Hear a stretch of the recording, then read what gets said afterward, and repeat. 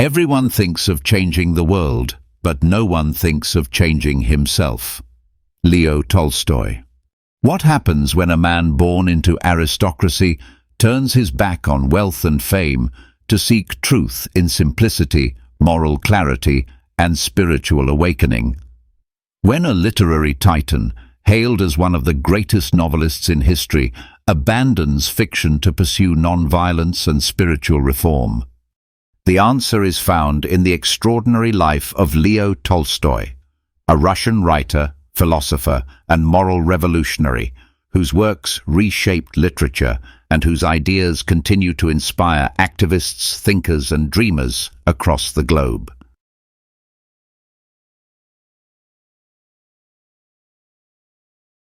Born on September 9, 1828, in Yasnaya Polyana, a family estate 130 miles south of Moscow, Lev Nikolaevich Tolstoy came from Russian nobility.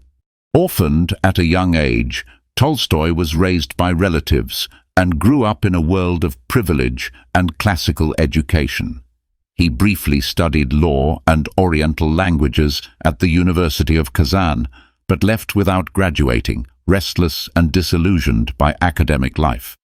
Despite his elite status, young Tolstoy was already questioning the values of aristocratic society. He kept a journal, engaged in self-analysis, and sought moral improvement, a trait that would become a central theme in his later works.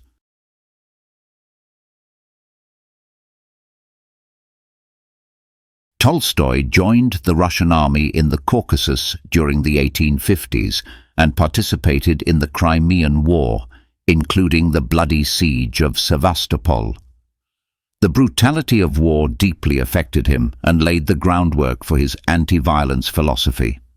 During this period, he began publishing autobiographical novels: Childhood, 1852, Boyhood, 1854, and Youth, 1856. These works offered rare psychological depth and moral introspection, a radical departure from the literary conventions of the time. His vivid Sevastopol sketches portrayed the horrors of war with unflinching realism and empathy for the common soldier.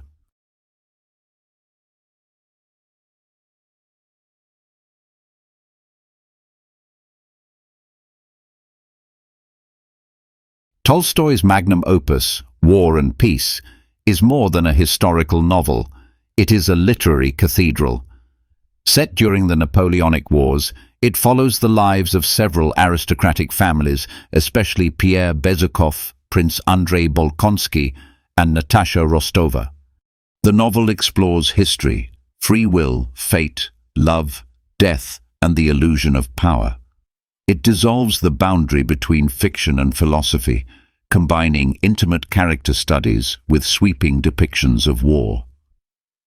Tolstoy argued that individual lives, not great generals, shape the course of history, a revolutionary concept in 19th-century historiography.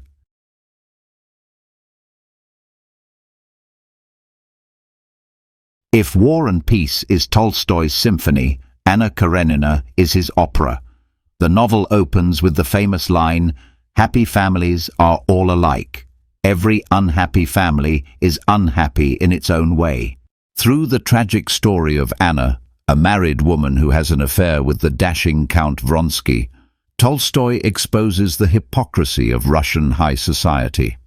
Anna's descent into despair and social exile is paralleled by Levin, a character often considered Tolstoy's alter ego, who searches for meaning through labor, love, and spiritual reflection. In the end, Anna is destroyed by society's judgment, while Levin finds salvation in honest work and faith.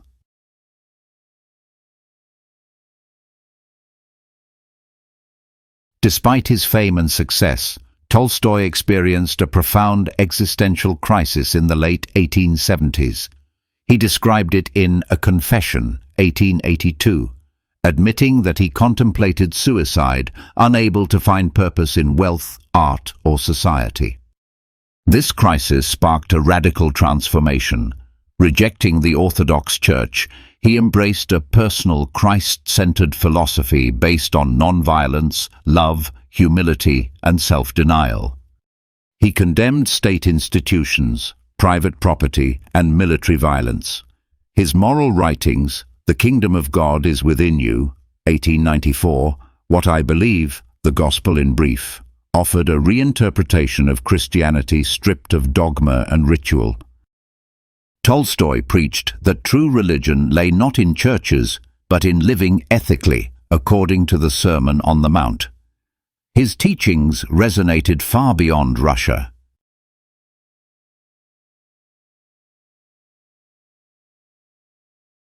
Tolstoy's philosophical views had deep political implications. He became an anarcho-pacifist, advocating for non-violent resistance, rejection of state authority, and a return to agrarian simplicity. He was excommunicated by the Russian Orthodox Church in 1901, but remained steadfast. His doctrine of non-violence profoundly influenced Mahatma Gandhi, who corresponded with him and considered him a spiritual mentor. Gandhi credited Tolstoy's ideas with shaping the Satyagraha movement in South Africa and India. Later, Martin Luther King Jr. would also cite Tolstoy as a key influence on the American civil rights movement.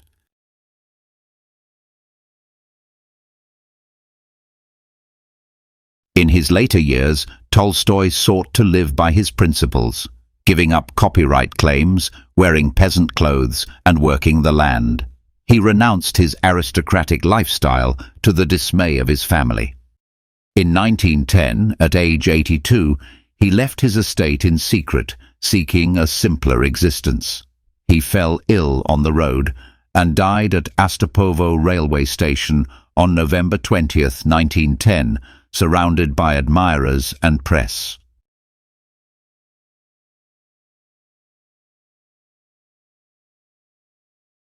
More than a century after his death, Tolstoy's influence continues to radiate through literature, philosophy, politics, and spiritual thought.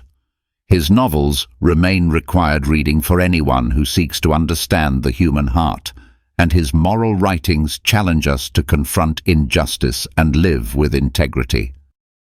Tolstoy's greatness lies not only in his artistry, but in his relentless quest for truth, personal, spiritual, and societal.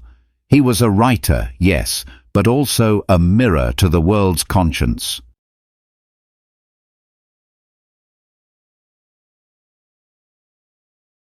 Leo Tolstoy's life was a paradoxical odyssey, from nobleman to peasant, from novelist to prophet, from celebrated artist to social critic.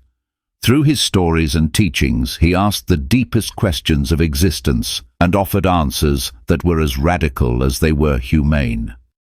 In an age hungry for authenticity, meaning, and moral courage, Tolstoy still speaks, not just as a literary figure, but as a timeless voice for transformation.